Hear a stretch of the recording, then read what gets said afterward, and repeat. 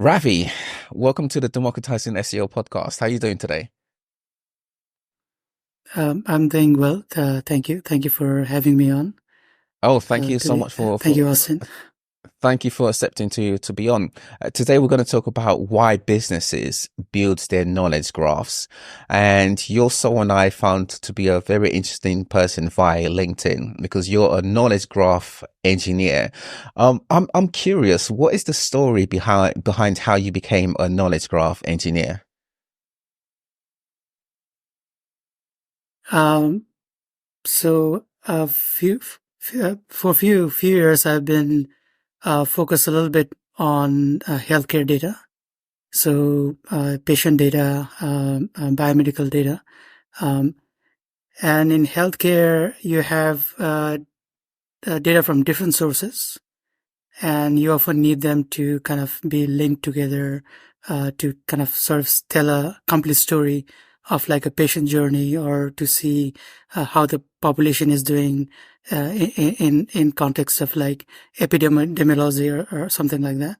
Um, so uh, knowledge graph kind of came across as being something that naturally fit the problem, um, and it's been something that's been popular in academia for a long time. Um, and I kind of, while trying to solve my problem, I kind of looked into um, how to do this. And that's the first problem I tackled with knowledge graphs, kind of taking uh, biomedical sources, health data, and how to link them together into sort of a cohesive knowledge graph. Uh, to be able to answer different types of questions in analytics uh, and so forth. Mm. So I think maybe my journey into knowledge graph has been maybe about 4 years now, 4 or 5 years. So it's not been that long, but yeah, it's pretty Mm. recent. Knowledge graphs is an area that I'm very interested in these days. In a let's say a non-developer, for non-developers listening, in a non-geeky, Mhm. if you like, very technical way, how would you explain what a Mhm. knowledge graph is? Um, so knowledge graph, it's it's a way to represent data. So it's basically similar to your relational database in some ways. Um, so where you can take a concept in a domain, like for example, customers in retail or in finance, and then kind of represent them as nodes in a graph, and relationship between the nodes kind of represent how entities are related in real world. So if a customer places an order, um, an order has some products, so you can kind of see them visually linked, um, not just visually, but also the way they're persisted. They're also linked together with the relationship. Um, uh, so I guess knowledge graphs are basically networks of nodes and edges, with nodes kind of representing different entities and concepts within a domain, uh, and the edges representing the relationship between them.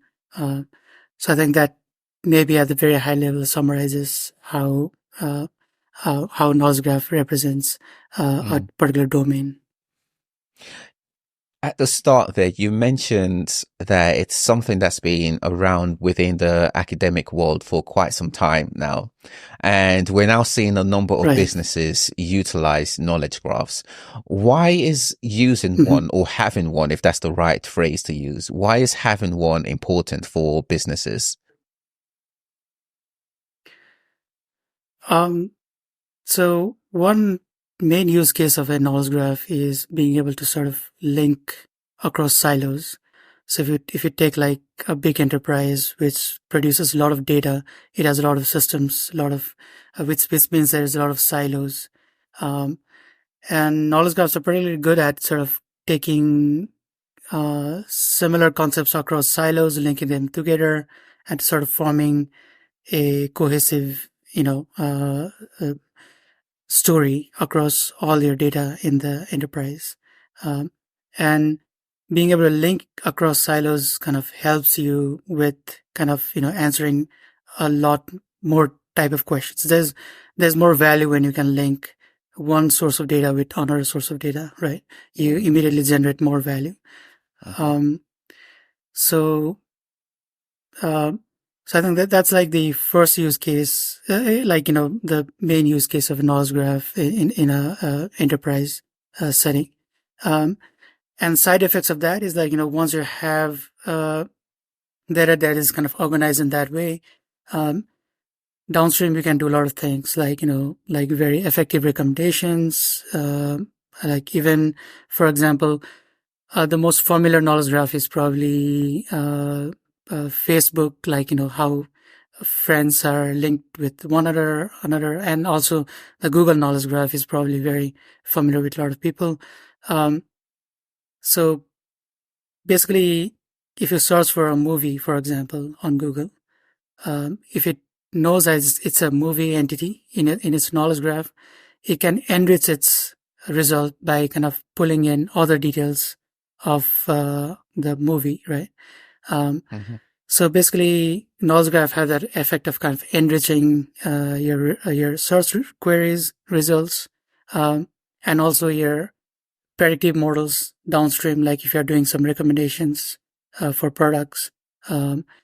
So basically, that's like, I think, one of the main motivation for businesses to kind of look into knowledge graphs. And knowledge graphs are a slightly simpler model compared to, like, the traditional warehouse kind of data mining setup, where they take in data from even legacy systems and different types of systems, and then you have a data warehouse which is designed to kind of mine different types of information. But knowledge graphs are a little bit more simpler and more flexible compared to the traditional systems. I see Amazon. I noticed Amazon is a big conglomerate who utilizes knowledge graphs in a huge way. When you mentioned nodes and knowledge graph nodes, and I just thought, oh yes, I've heard of that term before, nodes.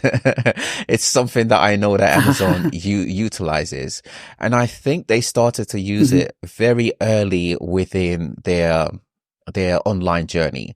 For a business who has an online presence, at what point should they be considering having a knowledge graph throughout their business? I think anytime you have a variety of information that you need to kind of link together. So in case of healthcare, for example, a patient data may have health insurance claims data, and also medical record data, and also radiology data, and unstructured data, right? So anytime you're producing a variety of data that you kind of have a requirement to kind of put them together, link them together, I think it's a good time to kind of look into knowledge graphs. And knowledge graphs also, they come in different forms. So there's something called the property graphs and the semantic RDF triple stores. So property graphs are a little bit more simpler. It's more kind of application specific. So if you want to build a knowledge graph for a very small application, property graphs become a little bit simpler to work with. But if you're looking at kind of more data-oriented solution where you want to kind of take the data you have in your business and then kind of link them together for a host of applications they use, then a semantic knowledge graph is the way to go, because it's built for, it's designed for interoperability. So it's not like a specific to one use case, but it's built for like, okay, for that particular domain, so that all applications in that domain can kind of use that data. So I think, anytime you have a variety of data that you need to kind of link them into one cohesive unit, I think knowledge graphs would be a good tool. Is it also useful across domains? So the example that I'm thinking of is three sites I'll mention: IMDb, Wikipedia, and also Google search, right? So they each use knowledge graphs. And whenever someone searches on Google search, I see a lot of IMDb information within Google search. So is there sort of like a cross collaboration between the knowledge graphs systems? Yes. So, the semantic knowledge graphs, the so-called the link. I think it was Tim Berners-Lee who kind of started the semantic web, right? He kind of came up with the concept of like how you can have disparate systems, not necessarily physically located in one area, but how you can link them together through like linked data. And the semantic knowledge graphs kind of borrow from that concept. And it does allow you to do something called a federation, where you can federate data across different silos and then link them together. So just like what you said, like, you can have data in IMDb linked to Wikidata knowledge graph. They can be mapped together. And that's something I deal with pretty commonly in healthcare, because the biomedical data is very spread out. So some of it, like for example, if I'm working with cancer data, it's in a particular repository. And if I'm looking at patient data, it's in a totally different repository. And I have to federate them into one cohesive unit. So the knowledge graph world sort of borrows from the semantic link data world to be able to achieve that in some context. Yeah. When I look at IMDb, I'm a big movies fan, right? And IMDb, whenever I'm on IMDb, I also have my search hat on, and they have an amazing internal search aspect to it. And the site, of course, uses knowledge graphs, and it seems as though there's a big push for these sort of like big sites to have knowledge graph in order to serve users that are searching, right? Search seems to be one of the key aspects from an online point of view. Do you think users and what users now expect from search is driving these big companies to utilize knowledge graphs within their systems?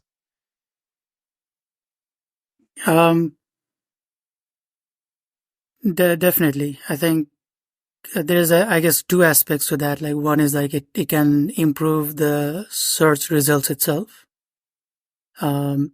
So that you're getting better results. Like because when you have linked data, like a lot of data are associated with the entities you are searching for, then like these are more features to train your whatever search algorithm on, right? So you get like better results as a result. The other is like, it can also enrich the results, like I mentioned before. So like, when Google knows that you're searching for movies, like you pointed out earlier, it can pull in data from different things, right? And those are all coming from the knowledge graph. So it's basically enriching the results as well. So I guess like, there are two ways that I can see knowledge graphs are very effective for search. And currently, if you pair knowledge graph with vector databases, that makes a very good combination, because vector databases are very good at searching for free text sources. So if you have like natural language search that people have kind of typing in long sentences, vector databases are very good at sort of narrowing down on the nodes in the graph that may be relevant. And the knowledge graph can then take over and then do further narrowing down the results, and then giving you more enriched data in the search as well. So, okay, I'm very, this is very fascinating to me, because I'm thinking of, okay, let me backtrack and give an use case, right? I have a website and I want my website to have more visibility on Google search, right? So I can attain more traffic from Google search. If I were to have knowledge graph or rich data, schema data, structured data, that's the term I was looking for. If I were to have structured data on my site, would that then be a benefit for Google, who's seeking rich information in order to serve their users?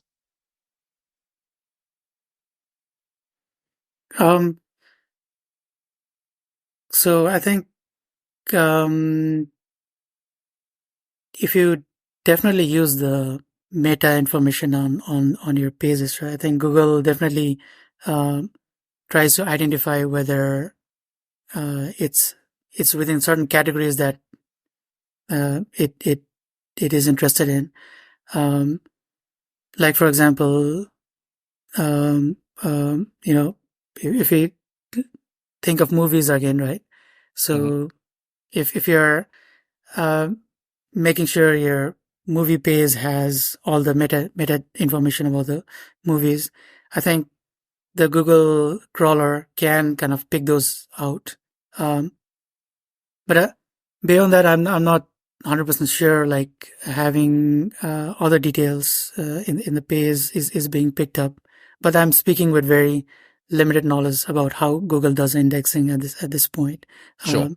So let me ask another. Yes, sorry, go ahead, finish what you were going to say.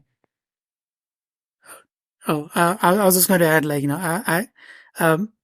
I could definitely see from more technical side, like how Google can use that information, but without actually reading up on their process. I'm not very knowledgeable about like how it is kind of creating that, right, behind the scenes.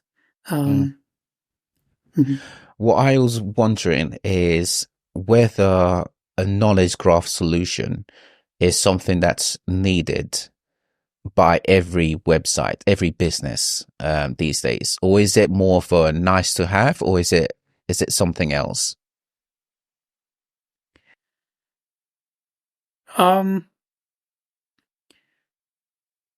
So I would say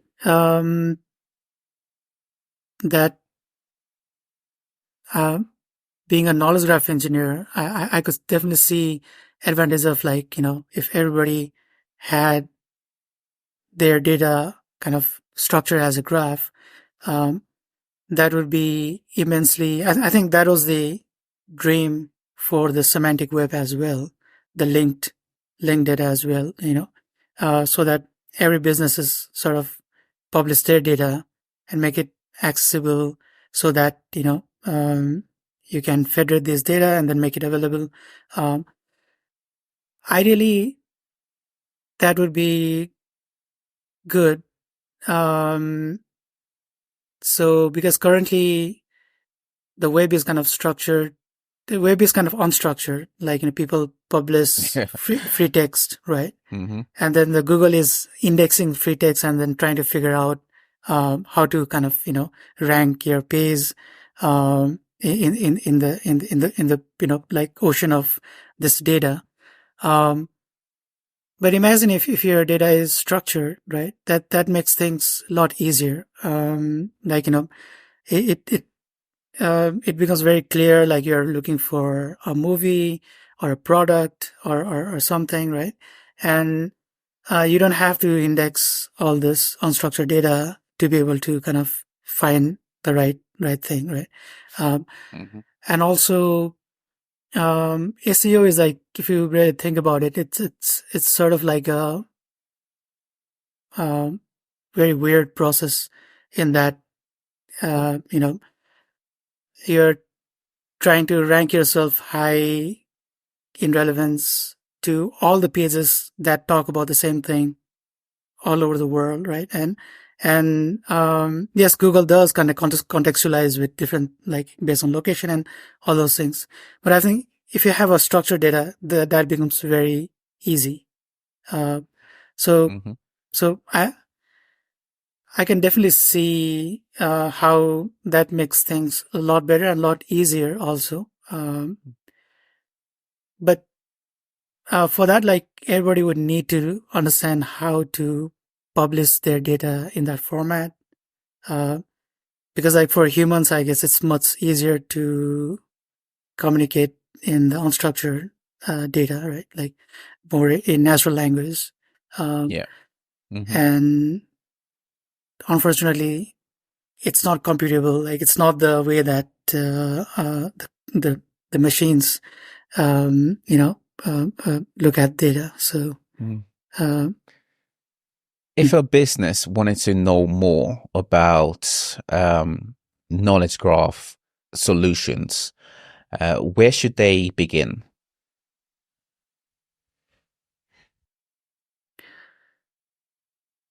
that's a very good question. So, uh, there are a couple of ways to model data in a knowledge graph. Um, so, normally it revolves around the entities they are interested in, right? So, if you are a product company, then your main core area of interest is product, and you're sort of organizing. There may be a couple of different things around product, but maybe your core interest is product, and you're organizing a lot of things around it, right? Um, Mm-hmm. so at France, I work with this model called the entity event model, which basically means like uh, in every business there's like a core entity that is of interest to different stakeholders, um, and everything around it can be sort of modeled as events. Um, so, like in healthcare, the core entity would be patient, and you can model things like diagnosis, like encounters, like medication as events that happens to your core entity, right? Um, Mm-hmm. and this you can replicate in a lot of different domains, like if you go to aviation, then the core entity would be flights, for example, right? um, so Mm-hmm. so I think um, so I think um, there are different ways to do it. Uh, there's also a model where you can kind of look at existing structure of the data, and you can mimic that into your knowledge graph. Um, and there's something called an ontology that sits on top of a knowledge graph or the data model. Um, and you can extract out the ontology that you are using to describe your domain data. Um, and ontology is something that kind of it's a data model behind how you're organizing your nodes and relationships in a knowledge graph. And it contains like uh, the vocabularies, the taxonomies associated with your domain. Like, for example, how would you describe a species, how they are related to, how organisms are related to different kinds of definitions, different class structure, right? Um, and you can use that to uh, describe different instances of your data in the knowledge graph. So ontologies and knowledge graph kind of go hand in hand, just like in object-oriented programming. Your class diagram goes with your databases and whatnot, right? Yeah. When Hope you that explains. when businesses look for solutions, are there already common, if you like, big players within the industry that have knowledge graph solutions that businesses can look into? You mean like example knowledge graphs Like, what was it, or like France, mhm, and also mhm. date your company, Datum, is it Datum or Datum.bio? It's Datum.bio. Yeah. hmm Datum.bio, yeah. Um, mhm. Yeah. So Franz is a vendor for graph databases. So they make this graph database called Allegro Graph, and it's been around for a long time. It's a semantic triple store. Um, so it's slightly different than Neo4j, for example, which is a property graph, right? Um, Datum is more of a we're not a graph database per se, but we offer we organize biomedical data into more cohesive unit that makes it more accessible to more broader applications. So currently, there's an abundance of biomedical data in healthcare. Unlike other domains, like if you look at healthcare, there's like a lot of these knowledge bases, but they're mostly used in research, like Mm. drug discovery and those kind of things. But what Datum is trying to do is like make it more accessible for um, application developers, for example, who want to maybe use that data uh, to do decision support and maybe like some simple features like search on top of the knowledge graph. Uh, and we do source out like a lot of biomedical data and then uh, uh, make a knowledge graph and then prepare an API on top of it and make it accessible for developers to quickly use it in their applications. Mm.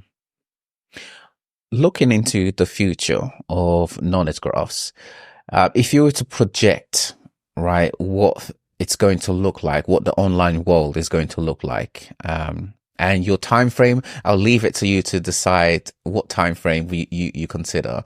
But what do you think? Where do you think we're headed with knowledge graphs and the way businesses use knowledge graphs? Mhm. Um, so um, there has been a bit of hype around knowledge graphs in relation to large language models, right? Uh, there has been kind of a conjecture that knowledge graphs can kind of ground LLMs in the the truths and the facts, so that there's less hallucinations and so forth. Um, so I think um, knowledge graphs and LLMs are a good pair, but there hasn't been a successful use case for that yet, right? So it's more of it's a possibility that it could happen. Um, so I think in the near future, maybe we'll see some successful use case applications coming out of it. Um, And at Datum also, we're trying to kind of do that. So basically, we're trying to kind of take facts and truths from biomedical domain, from different guidelines, and make sure that LLM can use them to be able to generate more accurate responses to questions, right? So I think knowledge graphs I see would be used more in that aspect. And um, I think knowledge graphs in general reduces complexity in business. Right now, like, there's a lot of complexity in the software that people write, and so forth. And there is a current kind of I wouldn't say a revolution, but a different paradigm kind of coming up, which is like more data centric architecture, and knowledge graphs are kind of at the center of it. And mainly because like knowledge graph kind of simplifies the complexity related to that. So I do see knowledge graph coming up more in that perspective also, like people adopting more data centric architecture, not necessarily from problem with the data per se, but more complexity in the applications. Like, right now, people are generating a lot of applications without regard to how the data is kind of persisted in the backend, how it's used later on, how the life cycle of data is going to continue later on, right? So that breeds a lot of silos. So I think there is an undercurrent of the need for a data centric architecture, and I see more tools coming out for it, and knowledge graphs are probably going to be at the center of it. And I think from timeline, it's a bit difficult to say, but maybe between 3 to 5 years, I see, like, the tooling's kind of getting better, so that but because like some of the concepts in knowledge graph are not fairly accessible to developers and builders and data scientists. So I see the need for the tooling to kind of catch up, so that Right. it's more accessible for more larger audience, and not just for, like, this niche community, right? And that's one of the things we're trying to do at Datum.bio as well, where, like, okay, this RDF triple stores are great, but not many developers are using them. So how do we package it so that it's more accessible to a more broader audience? So I think, I think in maybe 3 to 5 years, I could see knowledge graphs kind of being more mainstay in enterprise applications, at least, and maybe even in, like, more broader applications in general. You mentioned a word earlier which caught my attention. I think it was hallucination, which is something I've heard around search and data and AI as well. Can you just explain what it means when you say that term hallucination? Because that is a actual terminology that's used within communities, right? Right. So when I say hallucinations, I was referring more in the context of LLMs. So like ChatGPT, OpenAI, right? So basically, they are great at kind of taking your prompt and then generating some response. And sometimes it spits out some facts and figures, but they may not be correct, right? Like, for example, if you ask Right. ChatGPT to write a paper, it might kind of generate some references, and if you look close at the references, they are just bogus, like they're not real papers, right? So I think what one example of like how you could not use knowledge graph to fact check LLMs would be like, like let's say if you ask ChatGPT to give you a list of 10 cities in US, and it generated the cities, and you can actually check your knowledge graph to see like they actually are in US or not, for example, right? And then you eliminate the ones that are not. So I think knowledge graph can ground the responses from LLM. But for that, I guess the prerequisite is that the knowledge graph needs to exist. So it needs to have the content that can validate that data, that fact.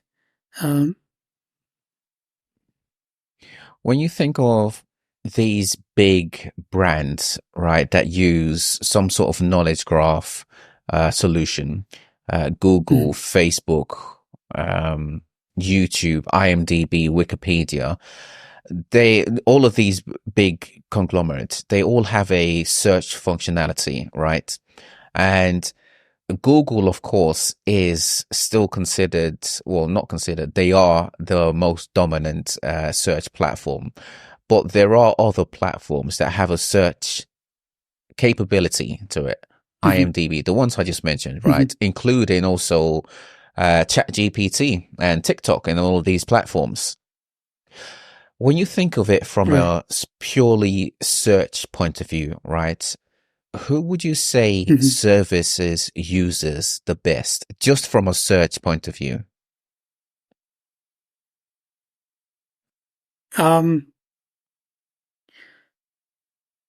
So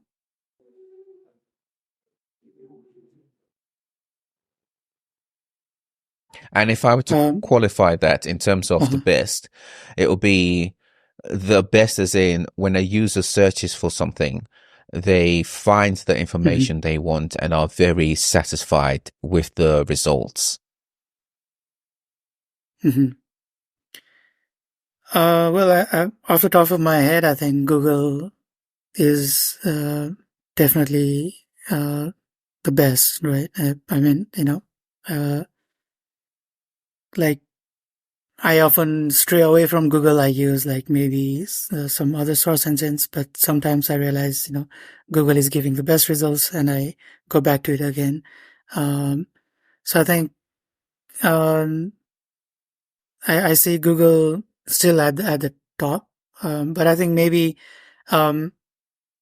Bing is also probably catching up right now with newer technology.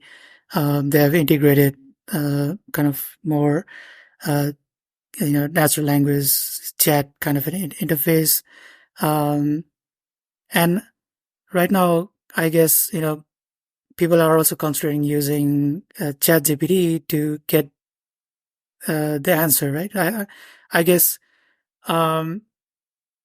Google search results, they give you in a form of a list. But if you are asking the question in ChatGPT, you get like one answer. And oftentimes that's what we are looking for. Like, okay, how do I sort something in like if I'm a developer, how do I do this, right? If ChatGPT can give you the correct answer without kind of giving a list of pages, if you think about it, that's a very good user experience, right? You're not having to kind of browse through all the answers. But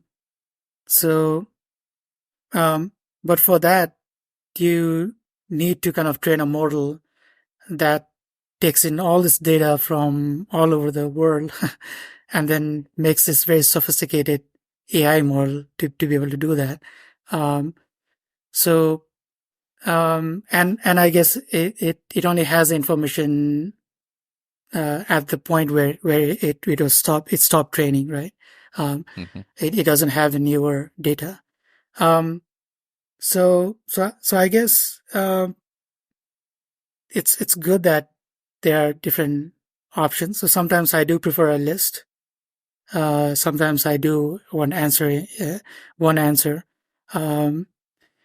And sometimes, like, I think there's also a company called Diffbot, which is basically a huge knowledge graph. So basically, it is kind of like a search engine. It crawls the web, but it organizes that information as a structured knowledge graph. So you can kind of, get a lot of structured data out of it.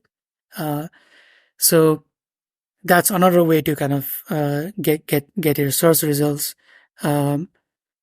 So for the most part, I'm still happy with Google, but I do see the appeal of kind of something like ChatGPT also, where, like, if it gives me the right answer, why not? Like, I don't want to be kind of browsing through 10 pages to find what I need to do. Right. So, mhm. At what point, I'm curious, you mentioned sometimes you prefer a list and other times you want to find more precisely what you're seeking, right? So chatbot is better. At what point do you prefer one over the other?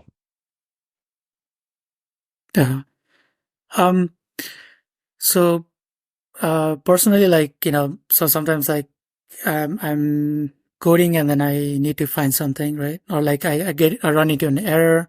I need to find an exact fix for it. So searching in Google is more like kind of hunting down the right answer. I get, like, 10 things and I don't know which one is the right answer, and so forth. But if it's a common problem and there's, like, a very good answer that ChatGPT could give you, then I prefer that one, right? Because I'm pressed for time. I have a very specific thing I'm looking for, and if the agent could identify what it is and give me the right response, I prefer that. But sometimes I'm also in a browse mode, like, where I'm interested in, like, top 10 hotels or top 10 locations, or like, I'm interested in more things that match my query. I want to kind of browse. So I think in that case, a list, or like being able to kind of see them, be able to browse, is probably more preferable. And in some cases, I prefer more like enriched data. Like, okay, I'm looking for information about a company, but I also want, like, information on the employees, and how much they raise in the last round. Like, I want all that. And for that, I think something like Diffbot, which organizes that information like a knowledge graph, will be very helpful. So you can kind of pull in not just that particular information, but all the related information in one go. So yeah, depending on what I'm looking for. That's interesting you say that, because I've noticed even in my search browsing experience, there are some times where Google, I would say, is my base platform, but I've noticed that I've started to use other platforms for specific things. An example of this would be the IMDb. When I'm looking for something related to movies, I just go to IMDb directly. I don't spend my time on Google. When I am also, another example is when I'm searching for a product, I just go directly to Amazon, right? And especially if I'm on my phone, there's no need to open up Google app. It's better just to open up Amazon app and starts the search on there for products. Do you see a world where you're going to have all of these big conglomerates, right, who have an a better search functionality than what they used to have, right? And even though they're not a search platforms per se, that's not initially what they're for. Their search capability is high up there that users now prefer to use a specific platform to carry out their search. Mhm. Yeah, I think so. Like for example, if I'm looking for biomedical concepts, um, it I'll probably get better results if I go to a specific site that kind of does that better than Google, right? Um, Hmm. so uh, mainly because, like, it also depends on the content, right? Like maybe Google is just crawling what is available in the public web, right? That it can kind of reach to. Uh, but the data you need may be behind the paywall or the firewall, like it's a proprietary data. Um, so whoever owns that data and has kind of put in significant effort to make it available for search, will be able to kind of provide better result by definition. Um, um, so yeah, hence currently all this fiasco going on around copyrighted data, right, being used by AI. Um, so um, so uh, I think one aspect is that, like, definitely, uh, whoever has the better content will be able to provide you better results. Number Hmm. one. Number two is also, like, focus on that domain. So if Datum.bio is very focused on biomedical datasets, it's more likely what we provide is going to be kind of more better, more enriched than what you can get on and get from Google search. Um, uh, because we are putting a lot of effort into extracting that data, organizing that data, indexing that data, um, and also right now, like, like for a lot of the businesses, the source technologies available are getting better and better. So Oh they yeah. can kind of easily take their data and then give like very good search experience to users, right? Um, Hmm. and with LLM, you can train your own kind of LLM agent, uh, which can kind of engage users in more of a natural language chat kind of experience as well. So I think I see, like you pointed out, like businesses doing better job at providing more specific experience to users than you can get in Google. Hmm. It's exciting times ahead, definitely. Lastly, Ravi, if every business, every marketer knew this about knowledge graphs, they'll be able to improve their online presence. What would this be, in your opinion? About knowledge graphs, you mean Yeah. something about knowledge graphs? Hmm. So every business, every marketer should know this Hmm. about knowledge graphs. What would you say this should be? Um, that um, it breaks silos.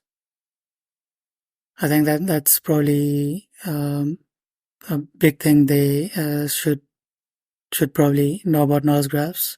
And links information across silos.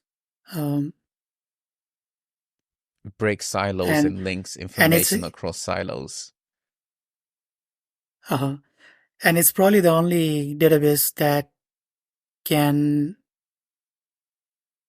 very effectively incorporate unstructured data along with your structured data. So uh, so if you have, if your business deals with a lot of unstructured data, like where it's everything isn't a free text, knowledge graphs can actually kind of represent the latent information in that text and make it more of a available as a more structured data for users for different use cases. Mm. Excellent. Ravi, thank you so much for your time today. Where is the best place for people to find you online? Um, I usually try to be kind of present, my online presence on LinkedIn mostly. I don't use Twitter or Facebook that much. I'm mostly on my LinkedIn, and uh, currently I'm also trying to get my startup Datum.bio off the ground. So I'll also be kind of talking a lot about what we're doing, how we are kind of what different types of problems I'm solving with knowledge graphs in the company. So I'll probably also be posting something on the company blogs pretty soon. So that's probably the And best place to find me. what is that website again? Your data dot